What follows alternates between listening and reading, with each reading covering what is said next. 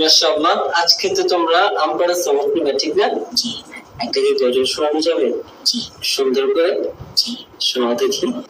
মাদ্রাসাতে দাও বাবা মা তোমাদের সন্তান, কোরআন হাদিস শিখে হবে সাচ্চা মুসলমান।